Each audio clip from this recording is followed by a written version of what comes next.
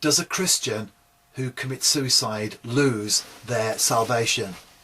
This is a question that is often discussed and debated within small groups such as house groups within church or internet discussion boards, and as is often the case, people have different views and often opposing opinions as to how we answer this question. But I don't believe that the issue of suicide and the issue of losing our salvation are connected at all. I believe that the scripture teaches very clearly that salvation is not of works but of grace. And Ephesians, of course, brings us that together when it tells us that it is not by works that we are saved, but rather grace. And when we became believers, there was not a single act of ourselves that contributed towards that salvation. We didn't become Christians because we started going to church, or because we started to read our Bible, or we decided to live a good life. Those things were consequences of the decision that we made to follow Christ. And even in fact, the act of making the decision to say yes to Jesus in this context didn't add to the salvation or contribute to the salvation, because that was won for us on the cross 2,000 years ago. The point that I'm making is that not one single part of salvation is down to us. It is totally 100% down to what Jesus did on the cross of Calvary. And likewise, I don't believe that an act of man can take us away from salvation either. Now, of course, there is the issue of people that say they are saved, but then by their lifestyle very clearly live in a contradictory way to what the Bible tells us we should. Now, that's a different issue altogether.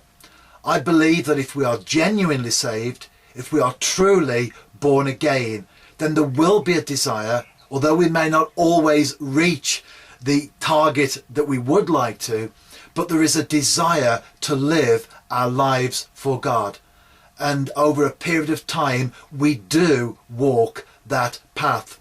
So when people say they are Christians and quite clearly live in such a way that does not provide any evidence whatsoever of that, then I'm quite happy to say that there probably wasn't a conversion in the first place. But that is a separate issue to the one question that we're talking about in this message, which is, does a Christian who commits suicide lose their salvation?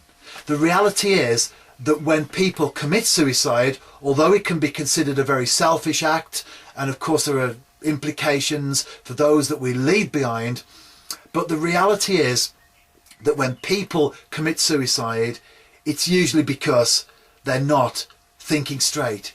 It's usually because they're not in full control of themselves. A few situations that I've encountered over the years where Christian people who have been very faithful to God, have lived exemplary lives, but towards the end of their lives, they have started to lose their mind a little bit, started to get confused a little bit, maybe started to become senile, and they've started to say things that they would never dreamed of saying when they were in full control of their mind when they were younger. Are we now saying that that person is not a Christian because of the things that they say? No, I don't believe that's true. I believe it's because of their age, because of the situation that they find themselves in, that they are no longer in full control of their mind, and that's why they're saying and doing some of the things that they do. And likewise with suicide, it's invariably because a person is not in full control of their mind. Depression is something that drives many people to suicidal thoughts.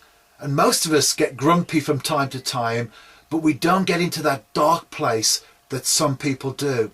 And it's often in that dark place where there is an utter sense of helplessness that Christians even would consider suicide. But again, it's because they're in a position where they're not in full control of their minds. Think of chemical imbalance. The brain is a very complicated thing that even those who study it and are experts in it don't know everything about it. But we hear experts talk of a chemical imbalance. People have to take tablets, medication to keep themselves on the straight and narrow. And that chemical imbalance, the wrong wires can get crossed and people can do things that are totally and absolutely out of character. And often it's that time that suicide can be considered, particularly when people have lost everything. Maybe some tragedy has taken place in their lives and they consider that suicide is the only option. Think of those people who perhaps in a situation to avoid torture, maybe they've been taken hostage and their life is not seen to have any light at the end of the tunnel.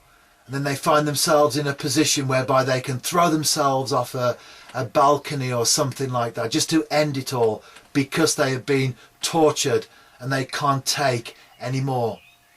The harrowing scenes of 9/11 in New York where fire engulfed the Twin Towers and we saw images of people who just couldn't stand the situation that they were being in, about to be burnt alive, threw themselves off the Twin Towers to obviously a death. Again, a situation that was not a normal one that people would encounter. And many others that we could bring into the equation. But the point that I want to make from my angle, from my perspective anyway, is that suicide is invariably something that is done when the person is not thinking straight. And I don't believe that suicide, although it's a tragedy, although it can be considered a very selfish act, I don't believe that suicide and our salvation are linked in any way, shape or form.